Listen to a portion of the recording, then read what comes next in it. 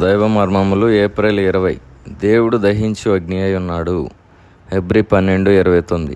దేవుని కొరకు మనమేమి చేసినను అది ఆశీర్వదింపబడినదైతే శాశ్వత కాలము నిలిచియుండునని దేవుని సేవకులముగా మనం ఎల్లప్పుడూ జ్ఞాపకముంచుకొనవలెను. మనము చేయనది యావత్తు పరిశోధింపబడవలసి ఉన్నది, పరీక్షింపబడి రుజువు చేయబడవలసి ఉన్నది. మన సహా పనివారి కండ్ల ఎదుట ఇది చాలా సమ్మతముగాను బాగుగాను కనబడవచ్చును. అయితే చివరకు దేవుడు తన స్వంత రీతిని పరీక్షించనై ఉన్నాడు.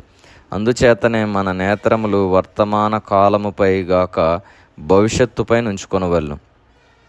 లండన్లోని ఒక వంతెను నిర్మించిన సర్ క్రిస్టోఫర్ రెన్ అను పేరుగాంచిన ఒక నిపుణుడైన ఇంజనీరు నా తలంపునకు వచ్చుచున్నాడు.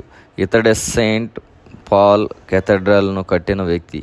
థేమ్స్ నదిపై కట్టబడిన ప్రఖ్యాతిగాంచిన వాటర్లూ బ్రిడ్జి కట్టబడినప్పుడు ఇది చాలా గొప్ప వంతెన. ప్రపంచపు మొదటి యుద్ధ సమయములో జర్మనులు థేమ్స్ నదిలో బాంబును వేసిరి. ఆ వంతెన యొక్క ఒక స్తంభము లోపలకు కృంగినది. లండన్ కౌంటీ కౌన్సిల్ వారు ఆ వంతెన మరమ్మతుకు గాను ఏటేటా 20,000 పౌండ్లను ఖర్చు చేయవలసి వచ్చినది.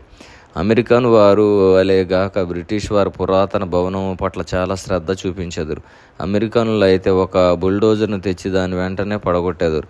ఆ వంతెన మరమ్మతుకు ఖర్చు ఎక్కువగుచున్నందున కొత్త వంతెనను కట్టిరి. ఇంగ్లాండ్ దేశంలోని అన్ని భాగముల నుండి ఇంజనీర్లు ఆ వంతెన యొక్క సరిగ్గా నున్న స్తంభములను కాదు గాని కృంగిపోవచ్చున్న స్తంభమును చూచి పరిశీలించుటకు వచ్చింది. ఒక వంతెన నిర్మించినప్పుడు పొడవైన దూలమును నది ప్రవాహంలోనికి దింపుదురు. ప్రతి దూలము ఇతర దూలములతో సరిసమానముగా నుండవలను. వారు ఆ వంతెన యొక్క పైభాగమును ఎత్తి చూడగా కృంగిన స్తంభం యొక్క దూలముల్లోని ఒకదాని యొక్క కొలతలు సరిగా లేనట్లు కొనిగొనిరి.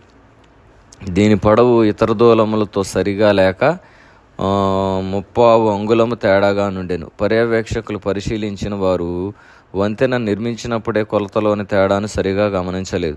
దీని ఫలితం 100 సంవత్సరములు ఆ వంతెన గట్టిగా నుండెను. కానీ పరీక్ష వచ్చి బాంబు పడినప్పుడు ఆ భాగము కృంగెను. దేవుని పనిలోనూ ఇంతే. అనేక సంవత్సరములు దేవుని ఆశీర్వాదములను చూడవచ్చును. అయితే దేవుని పరీక్ష వచ్చినప్పుడు ఏమి సంభవించును?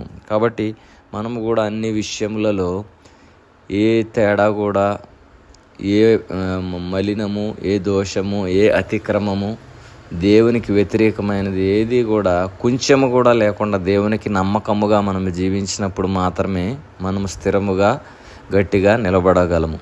దేవునిలో మన భక్తిని కోల్పోయినా, మన విశ్వాసతను కోల్పోయినా, మన స్థిరత్వాన్ని కొంచెము కోల్పోయినా కూడా మనము కూడా పడిపోయే వారముగా, కృంగిపోయే వారముగా, దేవుని ఆశీర్వాదం నుంచి వైదొలిగిపోయే వారముగా ఉంటామని దేవుని వాక్యం సెలవిస్తుంది. కాబట్టి మనము కూడా 4 అంతల అనుభవంలో కూడా వేరుపారి జీవించి దేవుని యొక్క ఆశీర్వాదమునకు, ఆయన యొక్క స్వాస్థ్యమునకు, ఆయన యొక్క నిత్య జీవనకు పాత్రలు కావాలని దేవుని ఆశయం ఉన్నది. అటువంటి జీవితం దేవుడు మనందరికీ దయచేయునుగాక. ఆమెన్.